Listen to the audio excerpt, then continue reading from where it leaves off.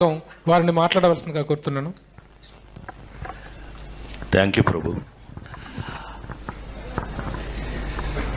కాదురా, నేను ఎంత మిస్ అయ్యానో అంటే క్షమించాలి. ఇలా ఉంటుందని మీరందరూ వస్తున్నారని నిన్న గనక అచ్చన నీ సంగతి బయటికి వెళ్ళక చూసుకుందాం. మనం ఎప్పుడూ ఉన్నదే కదా. వీళ్ళందరి నుంచి పక్క తీసుకెళ్ళి అచ్చన నేను మళ్ళీ పైకి హలో ఆయన పేరా అలిగా ఏడు ఎక్కడ లంచాడు ఇలా మనకు అలవాటే కదా. సత్యంగా నిన్న నేను ఎన్టీఆర్ అవార్డు తీసుకోవడానికి విజయవాడ వెళ్ళాల్సి వచ్చింది. చప్పట్లు కొట్టరా? బుద్ధుందా లేదా నాకు? ఎన్టీఆర్ అవార్డు అని చప్పట్లు కొట్టరా? ఏంటి బ్రెయిన్ పోయిందా అందరికి? చెప్పి కొట్టించుకోవడం ఏంటన్నయ్య? దానికి కొట్టకపోతే నీకు సిగ్గులేనట్లు లెక్క. విశ్వవిఖ్యాత నట సార్వభౌమ నందమూరి తారక రామారావు. సో అది ఆ అవార్డు నిన్న ఈ సంవత్సరం అదేదో ఆ ఇంట్లో తెలుసుగా, మీ అందరికి ఐడియా ఉందో లేదో, ఎన్టీ రామారావు ఇంట్లో గొడ్ల చావిట్లో పుట్టాను నేను.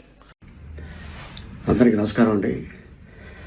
నిన్న కృష్ణారెడ్డి గారు పుట్టినరోజు సందర్భంగా ఈవెంట్లో అనుకోకుండా ఆయనకి మాట తుల్లింది అది సరదాగా అని. బట్ ఏంటంటే దీన్ని తీసుకొని మీడియా మిత్రులు దీన్ని కొద్దిగా వైరల్ చేస్తున్నారు. ప్లీజ్, ఆయన మంచి ఆర్టిస్టు, ఆయన పుట్టుడు దుఃఖంలో ఉన్నాడు. మనందరికీ తెలుసు, ఇటీవల మంచి కాలంలో తన కూతురు పోయింది, అమ్మలాంటి బిడ్డ. సో అందుకోసం ఆయన కావాలని చెప్పింది కాదు.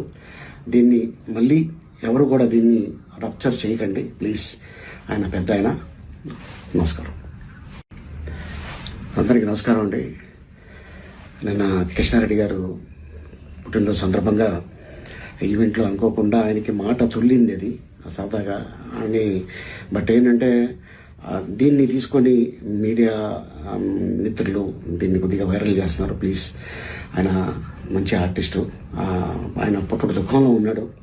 మనందరికీ తెలుసు, ఇటీవల మంచి కాలంలో తన కూతురు పోయింది, అమ్మలాంటి బిడ్డ.